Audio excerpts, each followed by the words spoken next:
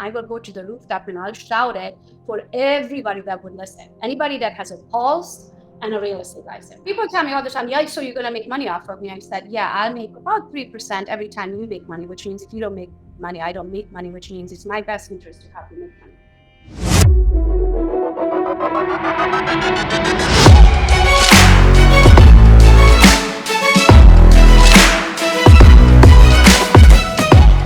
Welcome back to the Light It Up podcast. If you're new to this channel and you want to know everything about making money in real estate, selling, sales skills, building your business, or investing, then subscribe below and tap the bell for notifications so you can be the first to know what makes our great guests so successful. Yep, and we get calls and emails from people just like you every single day. So whether you're a new agent or looking to grow your business, feel free to reach out. Happy to help. All right, let's jump into it. Gogo, thank you so much for being here. Thank you guys for having me. I'm so excited. We're excited to spend some time with you today. Why don't you start by giving a quick intro about how you got into the business and where you are today? Sure. So I'll take you guys all the way back to Romania. I was born there, Transylvania, Romania. I was 21 when I moved to the US in 2003. I did all kinds of odd jobs. Like I literally name it, I've done it. And I didn't get licensed until 2011. At the time, I was a stay-at-home mom and watched HGTV all day, and I thought, how hard can it be, right? So, I mean, come on, they show 3 houses, they buy one, like sign me up, right? So I got licensed. I'm licensed in the state of Michigan. I was with Real Estate One for 7.5 years. So they were at the time the largest family-owned real estate company in the state. I was the $1 million baby. I had it super good with them, so I had no reason to leave. I had a corner office. I mean, you name it, I could do it, right? My cut was really good. My cap was really good. I had no reason to leave, but I started growing my social media following pretty rapidly. And I would talk to people all the time who wanted to become licensed or agents who were already licensed and they didn't like it where they were, right? And they were asking me like, why do you like it at your brokerage? But my brokerage was super local and I couldn't necessarily bring them to Real Estate Ones because they were only in the state of Michigan. So I decided to switch to a brokerage called Keller Williams. You guys probably all know that name. So I switched to Keller in February of 18. I was with them for 7.5 months. I joined them for profit share reasons. I attracted 42 agents in the 8 months I was with them. And let's just say that the money I made is not worth mentioning. So then, but that it did give me an idea to learn, like you make moves in your life and then you realize some are good ideas and some were stupid, right? Yeah. The bad ideas are the ones that teach you a lesson, right? So I learned the lesson. I learned the difference between profit share and revenue share.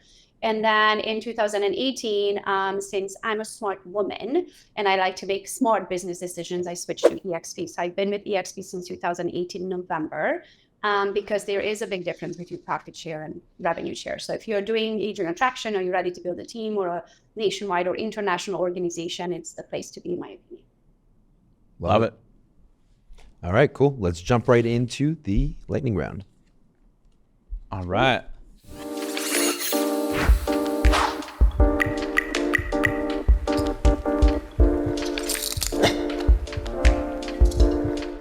What's your favorite quote? Ooh, if you don't build your dreams, someone is going to hire you to build theirs. Well said. I like that one. What's the hardest decision you've ever had to make? Well, it's on a personal side, but that's the first thing that pops in my mind. My oldest is type 1 diabetic, but I can't, like, if I take an Advil, you might as well just call a priest. I don't pop pills. I have no subscription medication of any kind, right? And I don't believe in that. I like to live a clean life. So the fact that my child is being kept alive by a synthetic drug was a very hard pill to swallow for me. So having to give that to him, it was a punch to the gut because, we have strong beliefs about certain things and then life throws something at you. And then you learn of like, oh, hold on a minute. Maybe not all medication is bad. Maybe there are some good medications in this world. Yeah. Right. So if I felt like putting him on medication was going against my core belief, but I think God was trying to teach me a lesson that there are good medications and bad medications. Yeah. And the bigger lesson is really that if you have a hard-headed mindset, you might be avoiding other things or other opportunities that you're not looking at. And I had to look at it that, hold on a minute, my child would not be alive today if it wasn't for a man-made synthetic drug. Yeah, that's true. What chance encounter changed your life forever? Oh gosh, these are good questions. So we're getting deep here, Gogo. Okay. So I got introduced to Tony Robbins. So right around age 29, I started doing soul searching, kind of like going down in the dark alley of my soul of like, why am I here? Do I serve a purpose? I don't have any God-given skills. Do I make a difference in this world? Like one day when I lived life, like, is anybody going to know my name? Am I going to be a dot in the history books one day, right? Mm-hmm. And then I came across Tony Robbins' teachings and Oprah and Dr. Wayne Dyer, and really going to Tony Robbins in-person events, what changed me. So I feel like I think people of our caliber, we are very strong personalities. And if you want to do something, we're going to do it. And if you don't feel like doing it, we're not going to do it. But change is hard. It doesn't come natural. It's a hard thing for everybody to do. So I feel like when you put yourself into situations where you are forced to change by somebody else's teaching is where you need to be. So going to Tony's events is really what changed my life. I would not be who I am today if it wasn't for going to events. And you can do it. I mean, you can watch it on TV and YouTube, don't get me wrong, I got to the end of those sources, but in person, Tony Robbins events is what made me who I am today. And of course, a lot of books since then, and a lot of other events since then. I don't know if I can show you guys. I have a lot of books. I ordered about 20, some of them for the year, then I'm supposed to finish, and don't ask me how I'm doing. Well, Gogo, tell us, what was the switch that turned for you in the Tony Robbins event? Was it a limiting belief that changed or something else? All kinds of them. I feel like I've never met, and I believe this to be true, I've never met a human who doesn't bear their own cross, right? Like, I don't think anybody in the history of mankind walked through life and said, oh, I had it easy. Well, this was fun. Let me come back again, right? Like, I don't think anybody, I think we're all here to learn a lesson, right? And sometimes multiple lessons. And I feel like the more lessons you learn, the more lessons you get, right? Because life goes on. Hopefully we get blessed with a very long life. So many things. I mean, it starts with really going deeper. Why do you are the way you are? Because something happened to you at some point, and you believe that's to be true, right? So if I say that, if my parents don't tell me that they love me, but then they must not love me, that's what it meant to me. It meant that I'm not lovable. It meant that something's wrong with me. It meant that maybe I'm adopted. It meant that, all of those things that come to find out that it was the polar opposite. It's the fact that I was too much. They didn't know what to do with me. They're like, who is this child? Where did she come from? Why doesn't she shut up? Right? Like all of those things. So I going to a place like this where it allows you, so not only we bear our own crosses, but I believe that we have our own blind spot as well. So when I look at my life, I only see it this way because these are the eyes that God gave me, right? In order to be able to have, I got a TV show, right? So most of my stuff that I do it myself. So I hold the camera, I do my social media posts, I see this is what I see, right? Where now that I have my TV show, I get to see me do this, but I see me from this angle or that angle or that angle or that angle. So I realize the same situation from different perspectives has so many different meanings. Yeah. Right. So when you are faced with something, whether you see it this way, until you force yourself or try to see it from another angle, and then you're forced to see it with another angle if you have someone who can bring that out of you. Yeah, no, that's so powerful. Your perspective is your reality, that's for sure. What are the top 3 things on your bucket list? Ooh, Machu Picchu. I have to climb Machu Picchu. I would love to, bucket list, like my bucket list is usually travel because I absolutely love traveling, but I would love to meet Tony Robbins. And I get to meet Tony Robbins because I've partaken in a challenge last week and won top 3 and the top 10 gets to meet Tony Robbins. So I'm super excited about that. And I guess a long and healthy, happy, fulfilled life, right? Like I would love to be able to see my children grow up, to see their children grow up. I would love to be able to leave a legacy. And Dr. Wayne Dyer, I was watching an episode with him and he said there's some people live for 90 years and some people live for 90 times. That's interesting. I've never heard that. What does that mean to you, though? So it's like, it's just, to me, what it means is that most people people that don't travel, right? Yeah. It's like they read the same chapter of the book, same chapter. There's a whole book in front of them, but they read the same chapter over and over again, over and over again, over and over again. So I want to make sure that I have a life that's a fulfilled life. Like I get to go to Ireland and pub hop, right? And I can go do a raw vegan diet and I don't know, go on a boat and raise my kids and raise my grandkids and leave a legacy and build a wealth and I don't know, pick my nose and change the channel. Like everything that fits in between. I want to have a long, happy, healthy, fulfilled life with a ton of friends and ton of grandkids and all that. Yeah. No, I love that. That's on my bucket list. Awesome. Last one here is over the last 13 years for your real estate industry or career, or I'd say 14 years, what are some of the biggest turning points that occurred? Ooh. So when I got into real estate, I watched AGT. I thought, how hard can it be? Yeah. Right. So reality hit when I walked in and I saw the top producers. I was like, okay, hold on a minute. Where are these leads going to come from? Like, I know one. Like, I was 21, guys, when I moved. I didn't even speak English. Like, I don't have a cousin. I don't have a college friend. I don't have anybody. Yeah. I'm like, who's going to buy a house from me? They can't even pronounce my name. Like, who's going to pronounce, like, my real name is Genevieve. That's how I hold license. I created the brand Gogo because nobody can pronounce my real name. Right, KIRO? I totally relate. Oh, yeah. It's a burden we carry. Right. So that was the first lesson is like, okay, it's not as easy as I thought. They're not just going to knock on my door and show up. So what am I willing to do? So research. So I researched what all the top producers are doing. And I realized that it's a long list of things and I still wasn't willing to do. So I wasn't ready to cold call because my name is impossible. I have an accent and my nickname Gogo is the wrong 1-800 number. So I'm not calling. Okay. I'm not door knocking because I'm 5'2" little blondie with an accent. Stranger danger, not happening. Dogs would chase me right up the driveway, so not happening. So researching and figuring out what top producers do, I think is super important. And then figuring out where you fit in, because I'm a huge believer that you should, when you love what you do, you don't work a day in your life. Mm-hmm.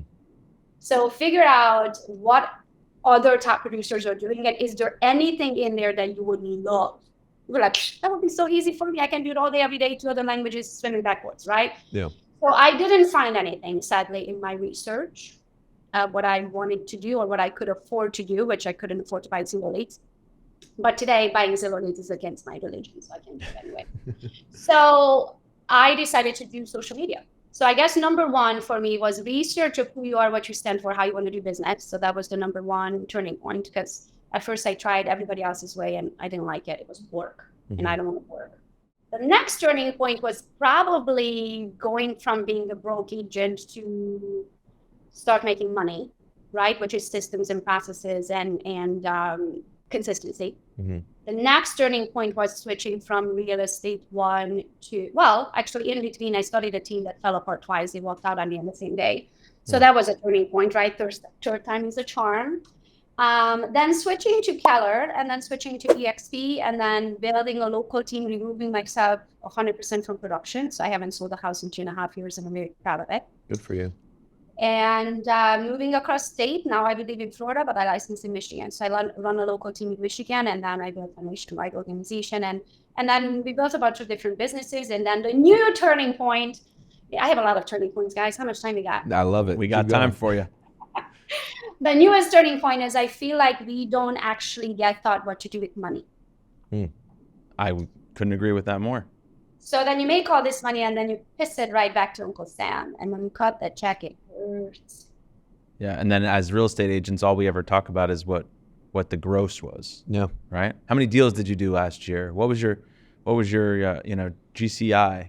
No one ever talks about how much you actually net or how much you invested or what your... I remember the first time I got a coach and she asked me, okay, how much money do you want to make next year? And I said, I did 21 transactions last year. I want to double it. She goes, I asked you how much money do you want to make next year? I said, I want to double it. I want to make 22 transactions. And she goes, why? Because you want to work twice as hard? Yeah.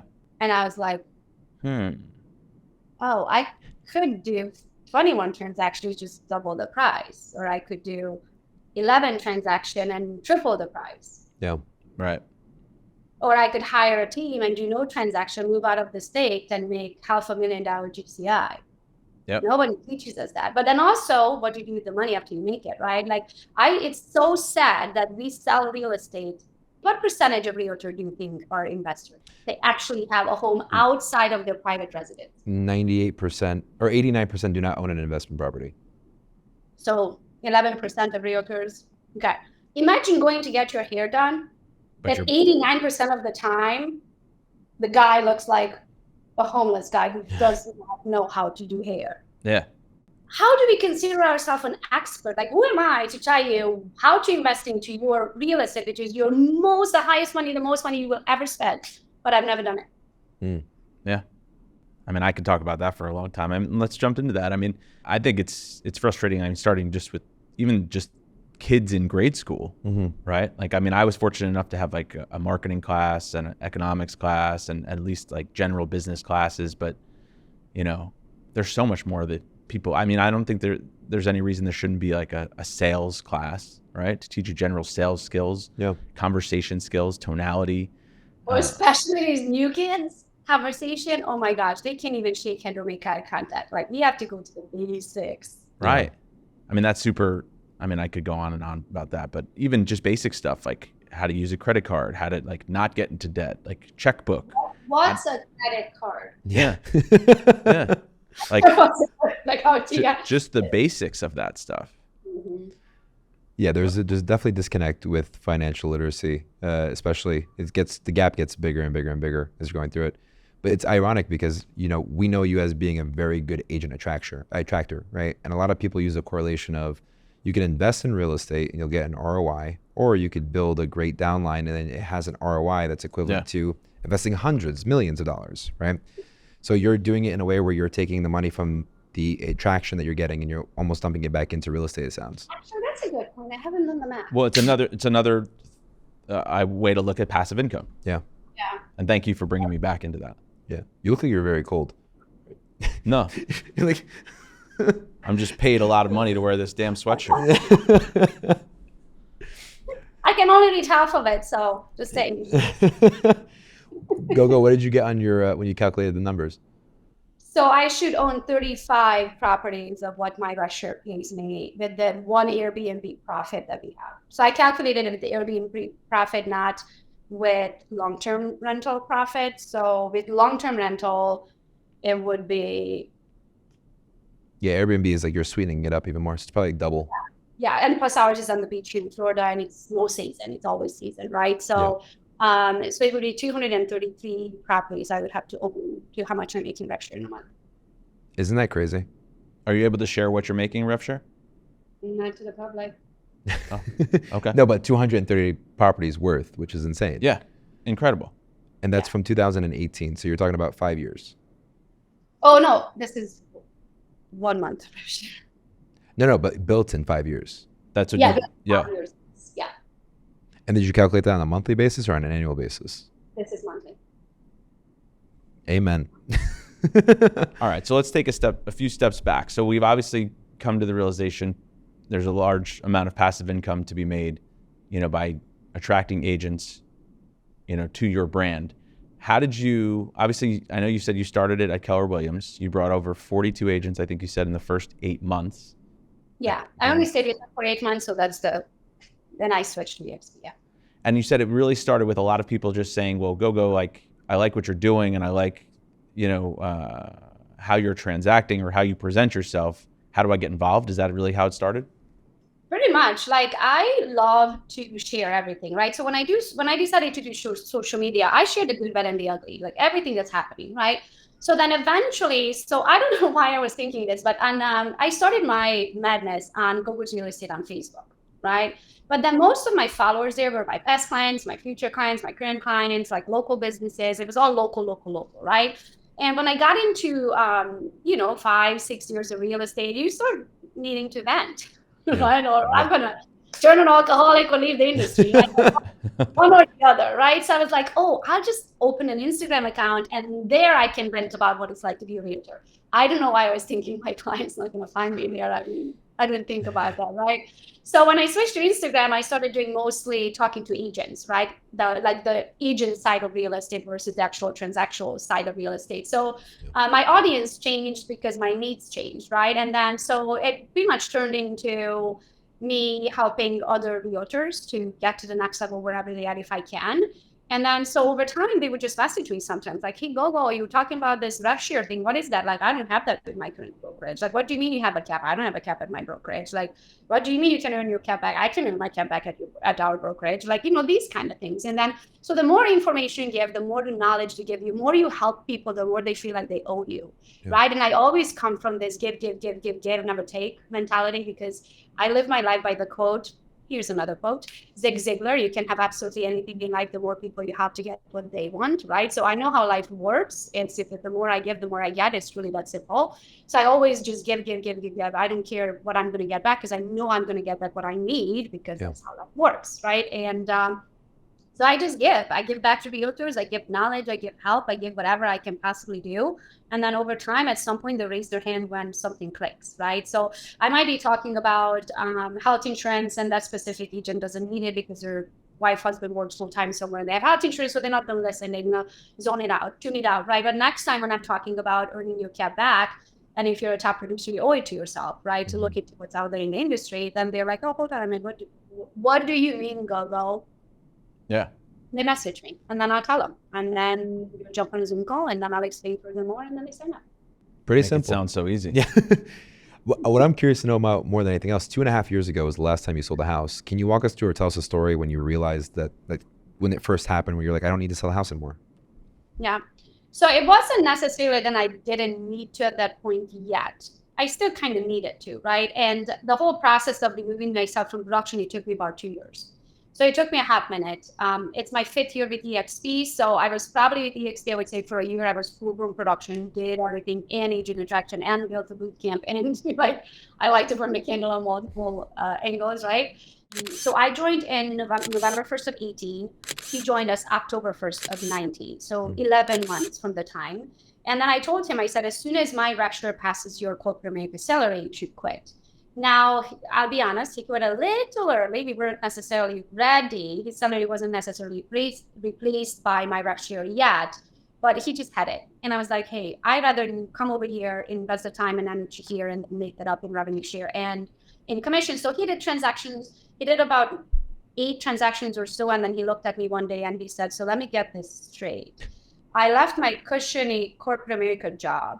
So where I worked, kind of 35 hours, matching 401k, 2 weeks vacation, yada, yada, to work 90 hours for myself, to have no life, no guaranteed income, no 401k, no health insurance, continue on. And then you realize super quick that you need to continue with agent attraction and transaction. So we did that for a while. Thank you so much. But then I realized you can't have it all. So when I partner with agents, I look at my partnerships and I take them super seriously, right? So in order for me to be someone's true business partner, I have to have time. I have to have the ability to answer my call when they're calling, right? Answer my phone when they're calling, or respond to an email. If I can't help them, introduce them to the person who can. And if you're doing agent attraction and building a team and training your husband and building a boot camp, something has to give, right? And also what I started realizing is that the quality of my work and the transaction side of things was giving because the quantity of work that I had on my plate. And I'm very proud to say of the 5-star reviews and anything that I've ever done, like I do it well. I've never half-assed anything, right? So I was like, or I figure out how to remove these transactions from my plate, or I'm going to start getting bad reviews because I forget to schedule final walkthroughs. I forgot to add whatever to the contract, like didn't read the purchase agreement properly, and suddenly I'm paying for a home inspection, right? Like those kind of things. So I was like, but I didn't want to give up on my transactions either because they come organic to me. I've never bought a lead in my career. So I'm like, that would be stupid. Like, yeah, I can walk away from transactions, just leave it high and dry, but I've worked at that time, 8-9 years, right? And just to let it go just because I have no time for it. So I decided to build a team. So I first got a transaction coordinator full-time that I never had before. Then I got a buyer's agent. The buyer's agent was with me. I still was doing listings. So I was only going out to listing appointments. And so pretty much the appointment itself, the marketing and negotiation, but all the paperwork was done by the TC.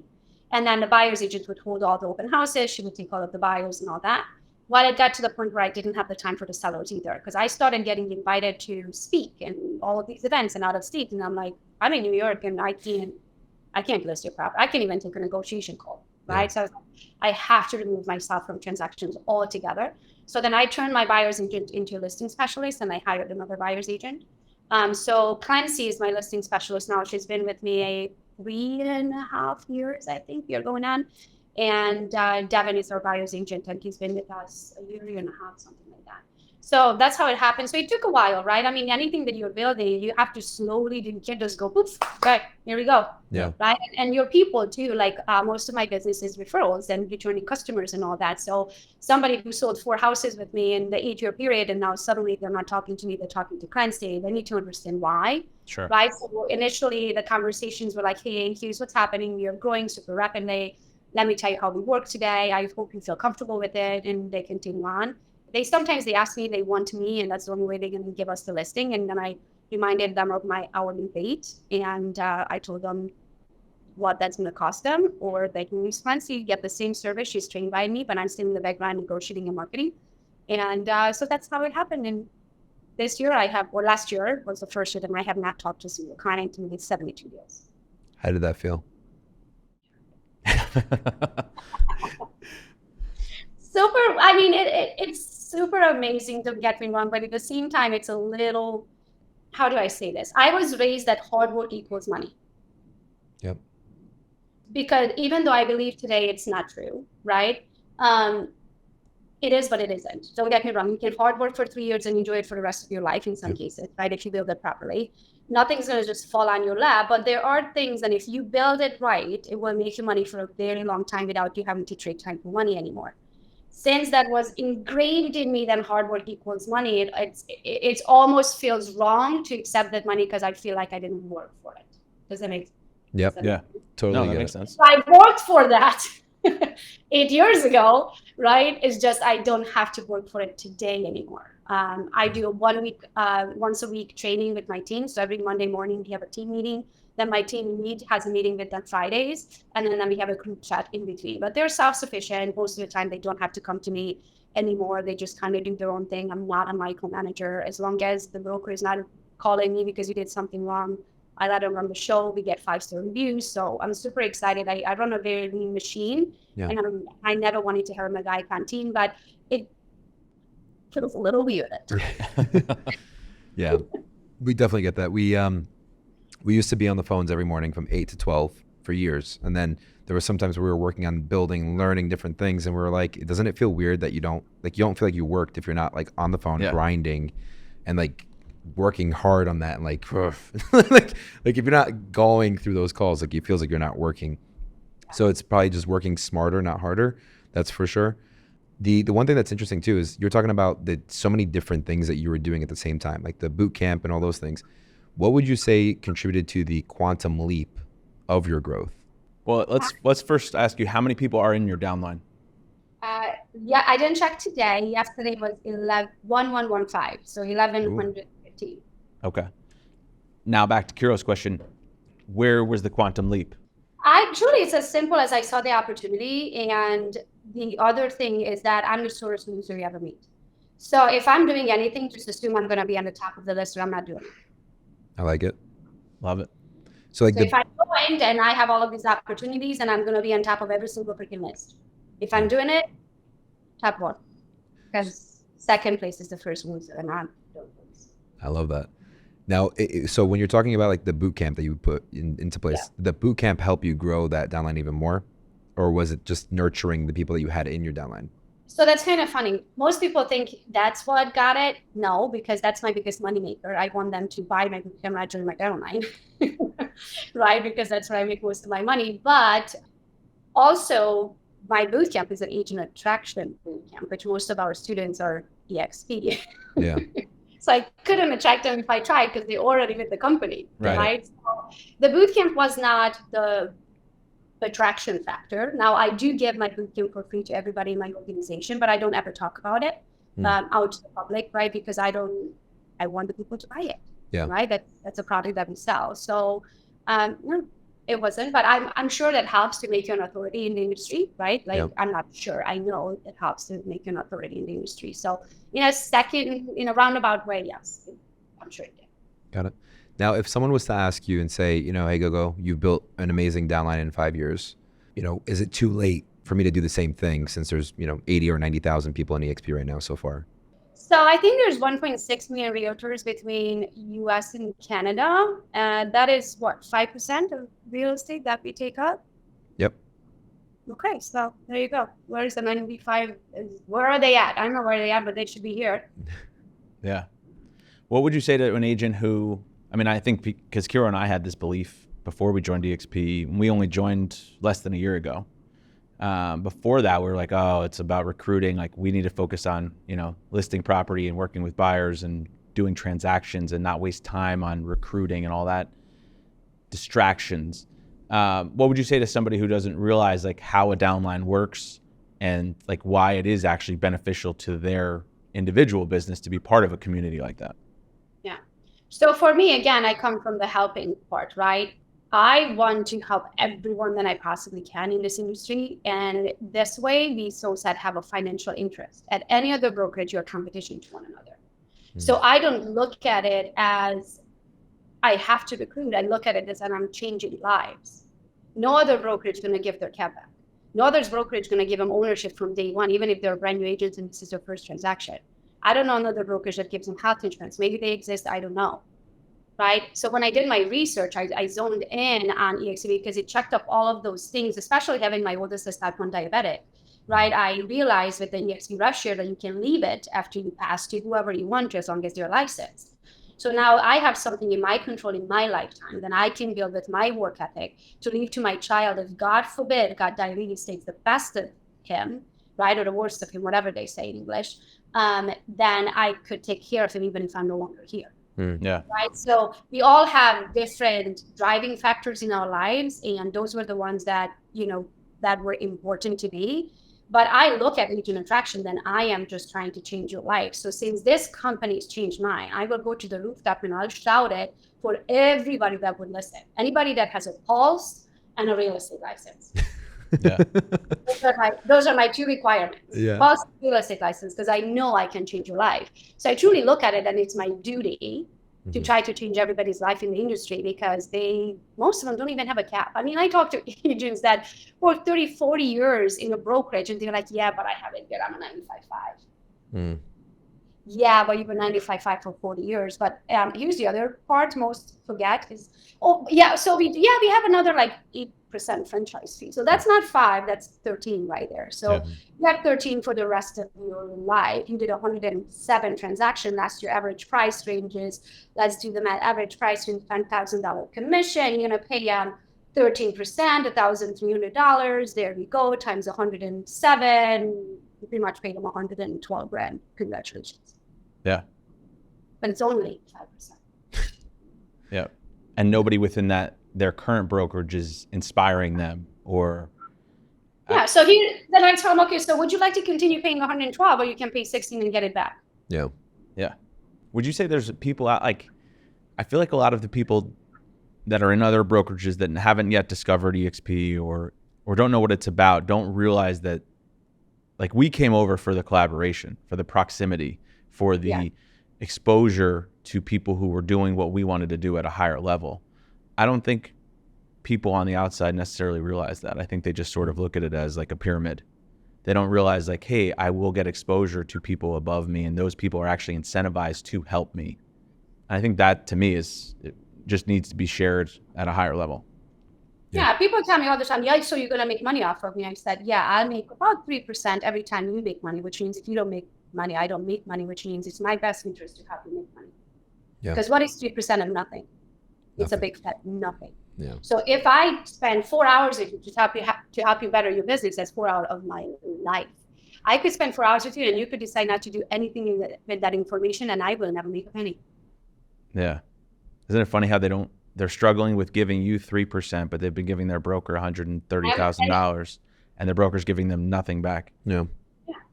And I'm going to share my knowledge, which is going to help you, which is going to make you millions if you're willing to put in the work that I put in, that it takes, right? Yeah. Even yesterday, I was talking, sometimes it blows my mind. This is why I like to ask the question. One of my very first questions I ask when I do these EXP calls with them is I ask them, do you work for money? Yes. And they always look at me like, oh, of course I work for money. What do you think I work for, right? And then we get to the end of the conversation and I show them how much money they're paying to the broker. And let's say it's $59,000 for the sake of the conversation. And they're like, yeah, but they're so nice. Like, they're so nice to me. I've been there for 17 years. And I'm like, okay, so do you work for money or do you not work for money? Because there's no feelings in business. Like, if they're truly nice to you, they should be nice to you without you paying them $59,000 a year. Yeah. Right. Because nice is not going to send your child to college. Nice is, you can't use nice for down payment and you're toward the house. Yeah. And you said you work for money. So do you or do you not work for money? And I think it's a super simple question. In the end of the day, I think what it comes down to is most agents have no idea of the numbers. That's true. Yeah. If they knew their numbers, I mean, they would literally have to hire 10,000 people just for onboarding others. If they actually slowed down and figured out what they actually making and what they're actually paying out. Yeah. But I think the industry has been what it has been for so long that most people don't even realize that, hold on, there's another way. We got so used to that that's the price of doing business is that you pay a broker. Yeah. One of the things that I think KIRO and I realized is it's so important to make sure you choose a great sponsor, because I think a lot of people, again, from the outside just think, oh, if I go over to EXP this way, it's the same thing as if I go over this way, right? I'm getting the same experience because it's the same brokerage, but I think that's, absolutely incorrect. Talk to us a little bit more about how important it is to choose a great sponsor. Well, I think this statement would answer all of it. Not all realtors are creative. Yeah. Yeah. No, that's a valid point. But what's someone who joins your downline? What are they going to get, or what are they going to be exposed to that they wouldn't get somewhere else? Oh gosh, how much time we got? 3 minutes, because I know you got a hard stop. So we do a super life. So I'm very, I know I look like a little blonde chick, but I'm a dude stuck in this little body. That's what I do. I'm like a nerd. Like I'm a nerd on like a million levels, right? So I love systems and processes. I like to automate things. I like to delegate things. I need to eliminate things if they're not serving a purpose, right? So when something's working, I will systematize it. So we have our own website. So Gogo.team is our team website. It's a membership based. Like whenever they're a part of us, they get their access, right? And then we have our own onboarding department. We have our own calendar. We have our team map, so we refer to each other. We have our in-house VAs. So any process they need, like uploading to their KV core or setting up their automated email drip campaigns or setting up their social media, whatever, anything that we do, I already have in-house hired VAs. They just go there, set up, schedule an appointment, set up their systems. My goal is for them to do two things: go sell another house, go get another agent. Anything in between that can be hired by somebody else whose hourly rate is much lower than yours, it needs to be done by somebody else. So then we do a lot of trainings. Every Wednesday's production, every Thursday's technology, every Friday's agent attraction.